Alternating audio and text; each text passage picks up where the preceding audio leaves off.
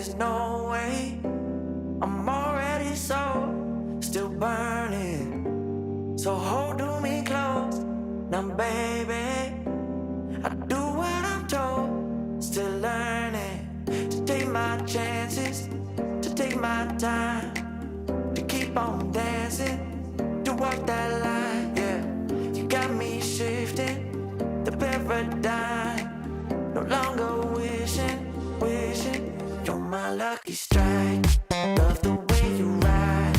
Look into my eyes, say you're ready to go. $1 million life, yeah. We could roll the dice. Act like you're surprised, but you already know. Oh yeah, got lucky overnight. Jackpot when I got the invite. Let me wrap my arms around you, 'cause I can't go home without you. And my heart just vibe with you, babe. Wanna go sky high with you, babe. Gotta bring you close to tell you that you're my lucky strike. And I got to tell you, if you didn't know, then I got to tell you that you're my lucky strike. And I got to tell you, if you didn't know, then I got to tell you that you're my lucky strike. Cooler than cold, I'm all in. So load up the dice, so heavy. The way that you roll, I'm falling. So I never fall. I'm ready to take my chances, to take my time, to keep on dancing, to walk that line. Yeah, you got me shifting the paradigm. No longer wishing. You're my lucky strike. Yeah. Love the way you ride. Look into my eyes, say you're ready to go. $1 million life, yeah. We could roll the dice. Yeah. Act like you surprised, but you already know. You're my lucky strike, and I got to tell you, if you didn't know, then I got to tell you that you're my lucky strike. And I got to tell you, if you didn't know, then I got to tell you.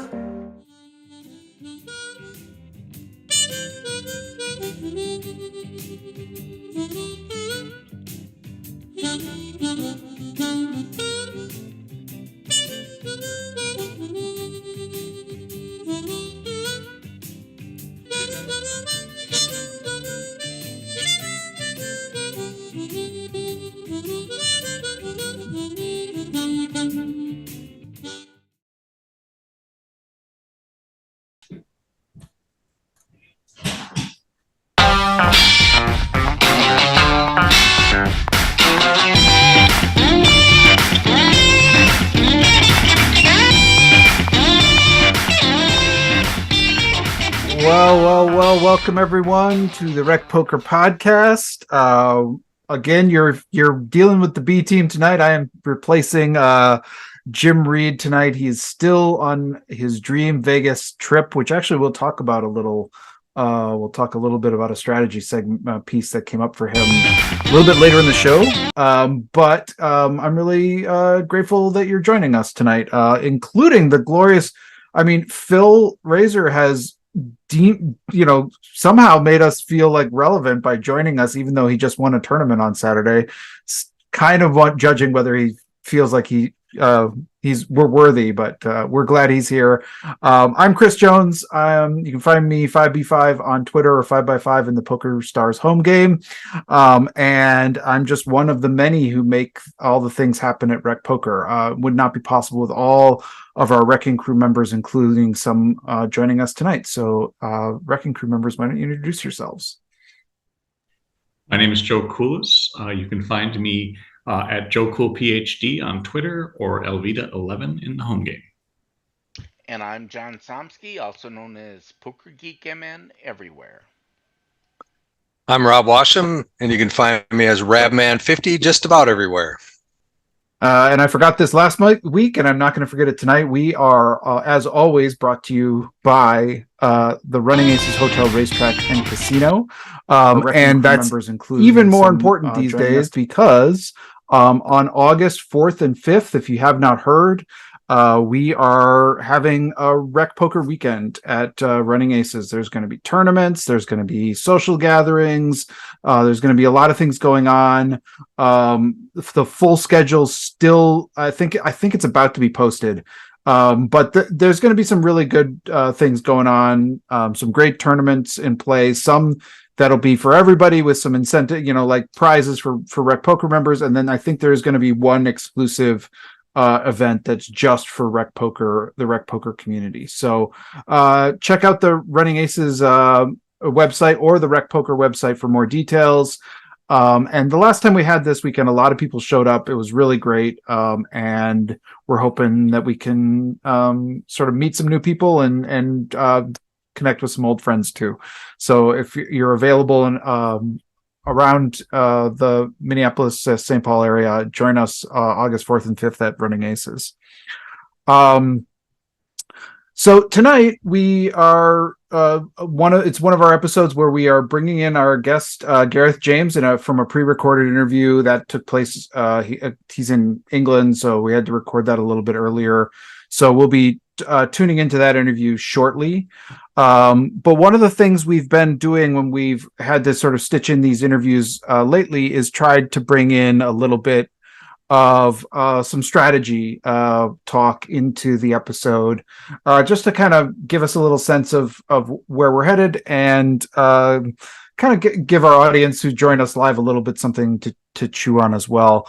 And I thought, actually, speaking of our own Jim Reed, who can't be here to host the show, I thought he had a really interesting post on Twitter that generated a little bit of conversation. Had to sort of stitch in these interviews. He had Andrew Brokus from Thinking Poker weigh in. He had a number of others weigh in on this spot. And I thought we could talk about it a little bit. So this is late in day one of the Monster Stack tournament.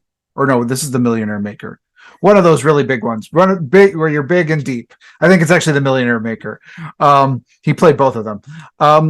And they're getting close to dinner break. So he's been in it for, I think, 6 or 7 hours, doing fairly well. He's got a 55 big blind stack.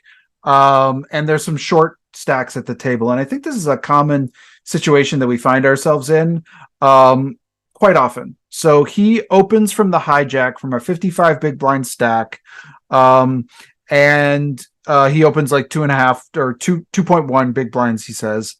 And the small blind, who has 12 big blinds, shoves. And then the big blind, which has 26 big blinds, shoves behind. And now it folds back to Jim. Well, actually, it just comes back it's back on Jim. And he was asking, he didn't quite start by revealing what he had. He just said, what's the worst hand that you would be holding in this situation where you would be calling? And he was kind of curious about the responses, thinking a little bit about the ranges of these two players, the 12 big blind shove from the small blind, 26 big blind over shove from the big blind. And now he's sitting there, it's half his stack.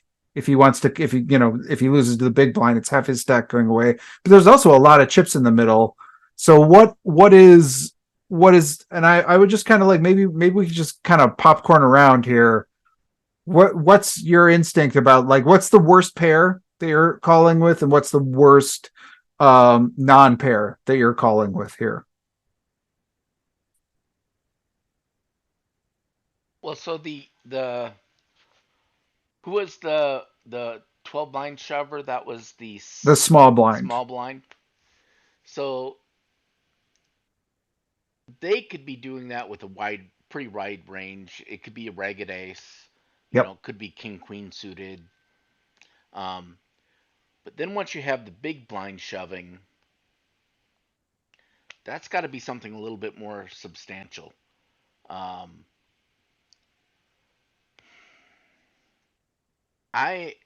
mean, I can't imagine calling here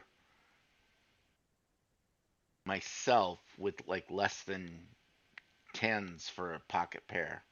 And Mhm. even that might be a little looser than it should be. Mhm. Mhm. I would Rob? like to be Yeah. blocking aces or kings. I think if I was going to call here. So call me a nit, and I've been called worse in my life. But I think I would want to have kings, aces, or ace king. Kings, aces, or ace king. And expect to see maybe queens. Mhm. Hope to see queens, because if I have one of those three hands, the chances of them having ace king, aces, or kings, that sort of thing. So I'd like to be able to block a lot of those big cards, because that would be a lot of what's in that big blinds range, I think. Yeah, so this is just to refresh my memory because I was listening. There's no money Yeah, bubble. It's not. the It's still money chippy. bubble is going to be the next day. This is getting Yeah. late in day one. I think it's about early in day two is when you hit the money. So he's got to still bag and tag and then make it. So it's getting relevant, but it's not like we're not in a bubble situation yet. So, but I do think that it's not entirely there, but in most tournaments, if you listen to GTO Wizard, and maybe I'm saying something that Andrew Brokus didn't say, but the ICM pressure starts sooner than you think, and in any kind of tournament like this, your goal in the early stages is to build your stack, right? You need to have something so that you can abuse the bubble if you're going to do something beyond just min caching. So I think that without exactly knowing how many hands are left, I might, as much as I want to be a nit like Rob and do kings, ace, king, king, I might be tempted to call with something. Maybe tens makes me nervous, but maybe jacks and queens. Maybe now I wouldn't do ace queen, but something, because you have to take a little bit of a chance. And a triple up, well, it wouldn't be triple up, it'd be, what was it, 20 bigs that they shoved? So 26, yeah. yeah. So you have a chance to at least get 2.5 times your stack and build and set yourself up. And you got to take a chance at some point, right? Otherwise, you're just going to bleed chips and pass them around. So let me read a little bit of what Jim wrote in some of the and maybe we can ask him down the road a little bit more about this, a little bit what he wrote on Twitter. Okay, I've gotten some good responses from you all. Sounds like the Twitterverse is tighter than me. I think the big blind probably does not jam aces or kings, but instead flats with them to give me a chance to reshove with weaker holdings that I would fold to their shove.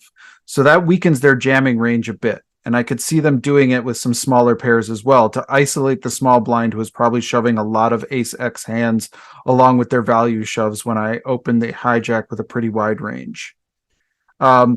So basically, and then he says, he kind of follows that up through, there's some more tweets in there, but basically, he's kind of wondering about hands as worse as eights and sevens even, and something as bad as ace queen, maybe even ace jack, and then there was some more that the consensus sort of filter in, and I think there was this line kind of, John, right around where you were talking about that, the kind of like nines and tens as a pair.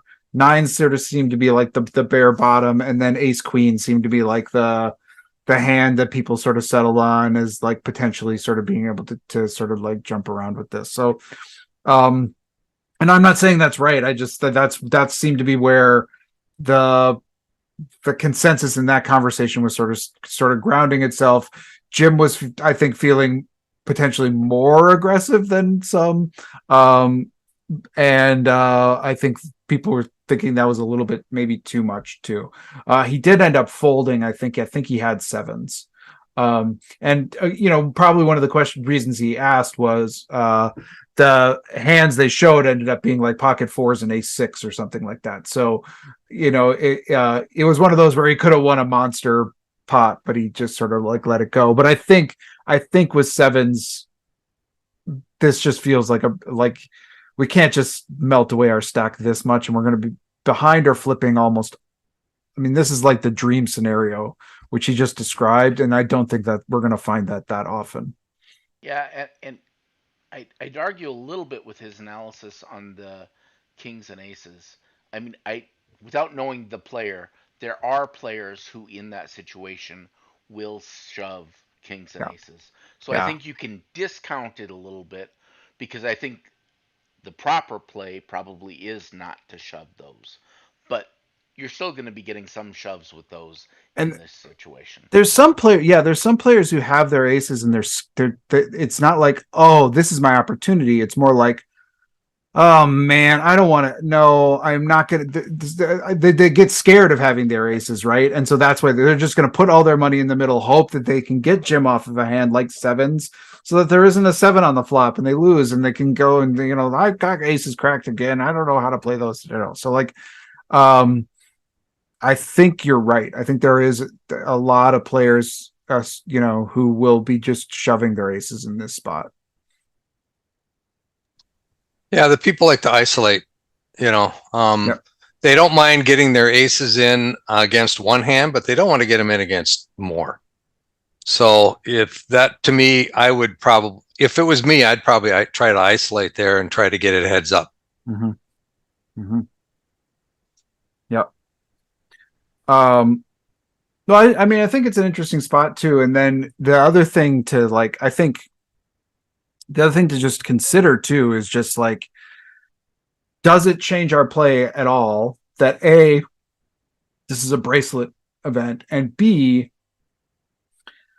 they're hour-long levels and we're 55 big blinds deep, and with hour-long levels with lots and lots of play ahead of us. This isn't like one of the dailies maybe at our local card room where it's like, I get a few spots and I better take them, or I'm just I'm going to blind out.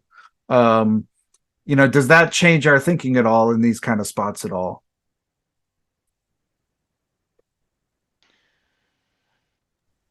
Well, it shouldn't, but it might. Right. I do like the fact that it's long levels, and that makes it, you can be a lot more patient. You don't have to push the edges. If this was a daily at, a local casino for $120 and they're 20-minute blinds, well, yeah, you have to jam there. You have to call that jam. But in this type of situation where it is deep and the blinds last a long time, you don't have to push the edges quite so hard. Yeah, I think I agree with that too. In this type of situation, it's not clear that that's a winning hand. I'm actually really shocked. Which one was the one that had the 26 big blinds? The fours or the ace six? I'd have to actually. I think it was the fours. I think it was pocket fours that did that. I find that slightly better, but still, I mean, pushing to race, and I mean, you have to have a read. I mean, that your small blind opponent can be extraordinarily wide, and that Jim is either a nit or reckless, like that he's opening too wide, so he's going to fold a ton of stuff, or he's just a nit and he's going to fold everything once we do this jam. Because jamming, pocket four. I mean, I agree. It's a surprise. It's surprising to see hands this week, I think, from both players when you see this kind of action. But yeah, no, I think it's one of these spots that I think we're. And let me ask you this though, like, if this is just the small blind, you're going to call with something like sevens, right? Against a 12 big blind shove in this sort of spot, or not? Oh yeah, I would. If the big and it's closing the action, right? There's no one else who can come back. Yeah. Right. Yeah. I think you have to. It's probably a flip at worst, right? I think so too. I think you have to call there, and I think that's one of the things that, like, we can get into these situations where we're like, okay, I'm ready. The small blind shoves, I'm ready to go, and then the big blind sort of changes our plans a lot, and I think that can happen a lot in these sort of scenarios, and we have to sort of be prepared for them.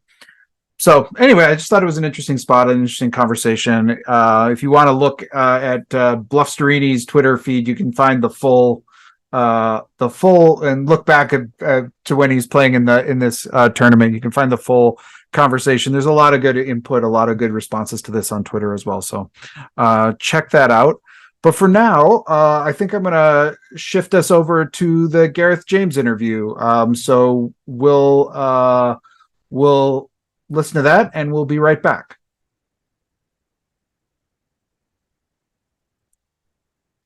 And we're back. So, for our live studio audience, you are fully know we haven't heard this, but I'm sure this was a good interview. Gareth James is I think it's one of the best interviews Jim's ever done. Yeah, it does feel that way. It does feel that way. And that's probably no credit to Jim. It's probably more credit to Gareth James.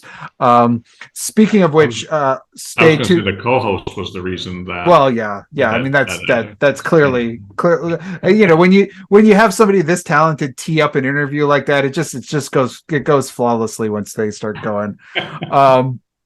But stay tuned for the end of this broadcast, because we are going to be giving away Gareth James' new book, The Final Table. So that'll be part of our food bank drawing. If you want to start typing food bank into the chat, we will be giving away that book to one lucky winner. But in the interim, John, why don't you take us away on some home game results? Well, we do have some interesting results this week, starting with Carl0621. Got his second nightly victory for the year. Matty Bumpo got his first daily nightly victory. Matter of fact, first victory lifetime. Ooh. Then we have GF Hawk, Eric Romo, got his fourth nightly victory for the year. Then GF Hawk, Eric Romo, got his fifth nightly victory for the year. Then GF Hawk, Eric Romo, got his sixth nightly victory for a year. Yes, that's 3 in a row. Wow. That is the hat trick. I do believe that is the first time in RecPoker history that has been accomplished. Wow, that's tough to do. That's tough to do. Yeah.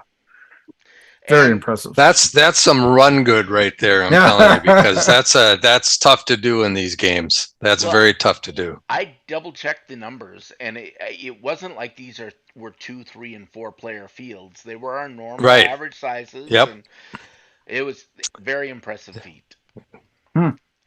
Wow, congratulations. That's pretty impressive. Then on the 24th, Michael Babker, got his sixth victory for the year. Nicely done, Michael.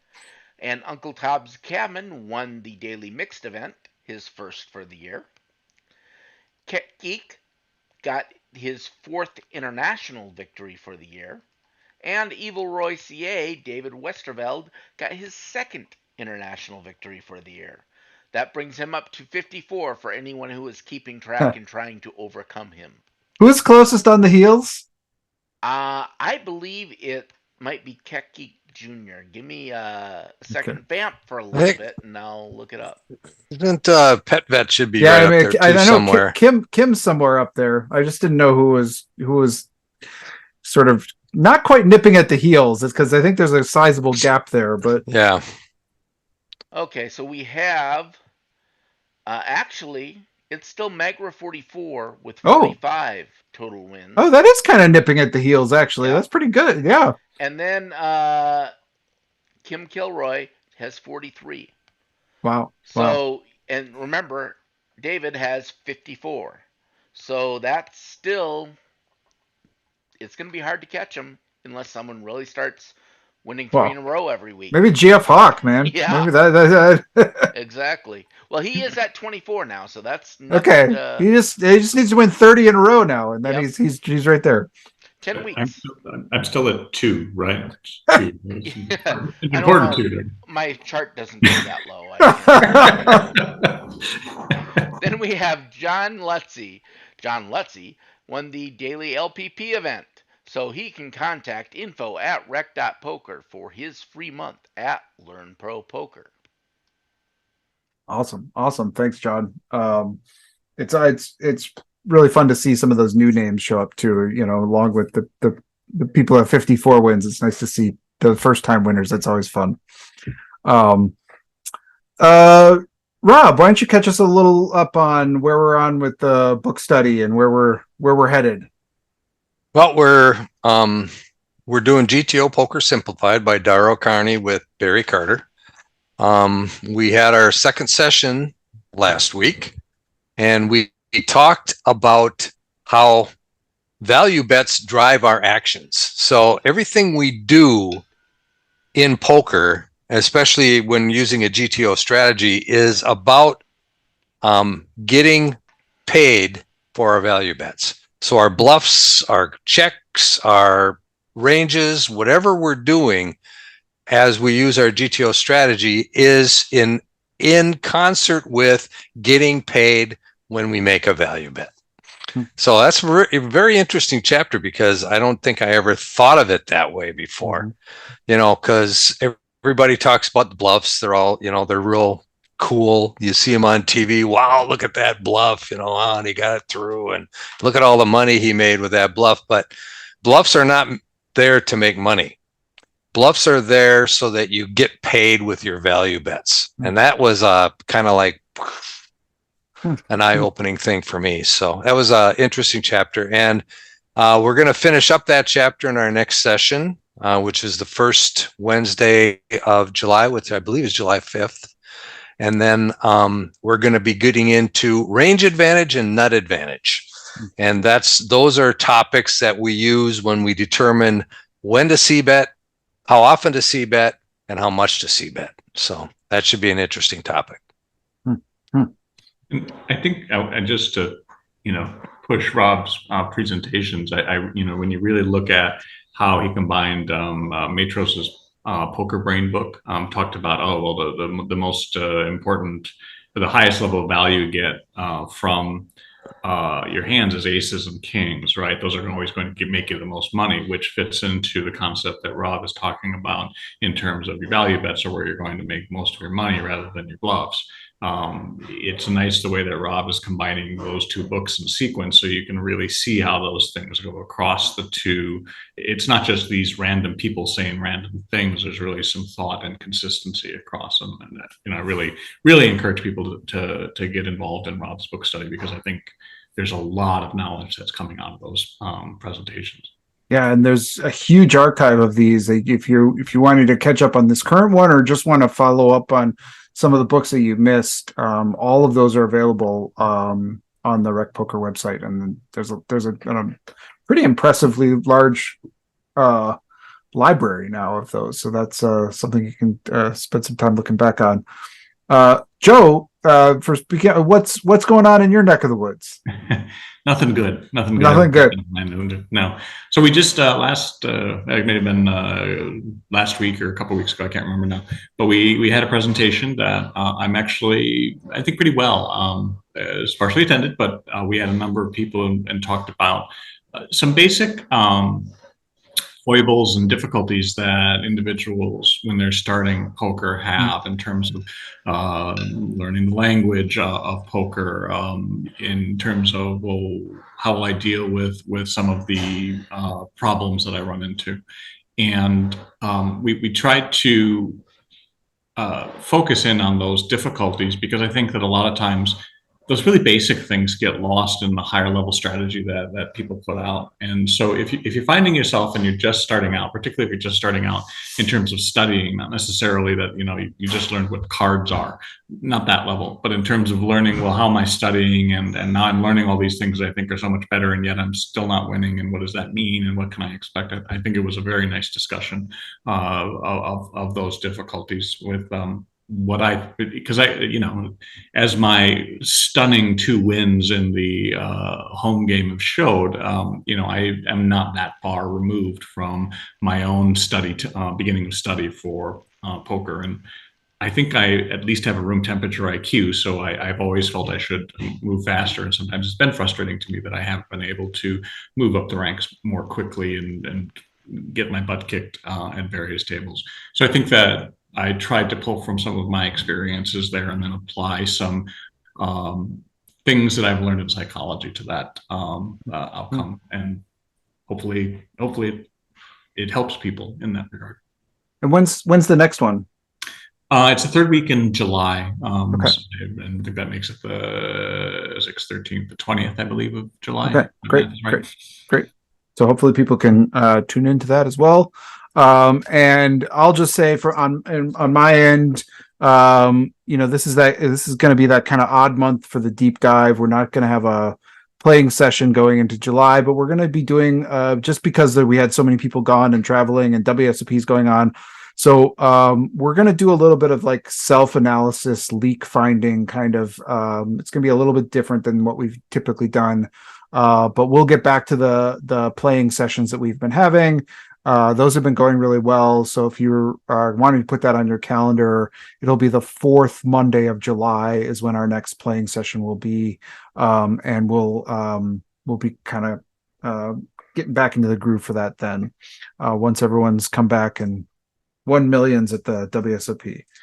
All right, I think it's time to do our food bank drawing, so that there are no controversy. I just want to list our names in order. We've got Phil first that I'm seeing, Evil Roy second, Luke O third, the RRCCC fourth, and Joe Rafter fifth. Is that what everyone else is seeing? Anybody I'm missing? Okay. I'm rolling another boring boxcar. I bought all these dice and it's always the boxcar. Hey, Chris. Yeah. For every 6 you roll, I'll give Tim to the food bank. All right. Here we go. Oh, it's a 3. Yeah. So that means Luke O, you are our winner. The prize is Gareth James' final table book, which I've heard is phenomenal. I haven't had a chance to read it yet, but contact info at RecPoker to claim your prize, and we'll be sure you get that book out. And I imagine that may be a book study book at some point, maybe, Rob. I don't want to commit you to anything, but I think it's been one that's been getting some attention. So yeah, I let people decide. So Right. there'll be another poll when this one's done, and it will be on the poll this time, because when I put the poll out last time, Gareth James sent a Twitter response back to say, "Hey, how about this?" Well, it hadn't even come out yet, so it was pretty hard to do. Right. Anyway, I told him I would add it to the next poll. So it will be on the poll, so it could be chosen. I think you did commit him to it, Chris. I don't, Yeah, maybe.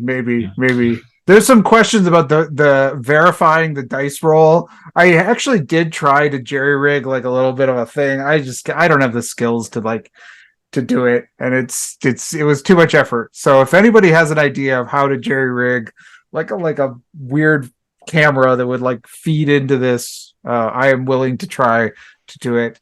And to make it clear, that is to show the dice roll, not to manipulate or in any way influence the dice roll. Correct. Except if Phil wins, then we sort of nudge it and it sort of knocks over, and then we get somebody else to win. Yeah. Okay. So with that, I think we're gonna close up shop. So I would just want to thank everybody for tuning in. I want to thank Rob, Joe, John for getting us through this. Thank Running Aces Hotel, Racetrack, and Casino, and mostly you, the listeners. Next week we'll be back with our regular old host, Jim Reed. Until then, thanks for tuning in. We'll see you next time.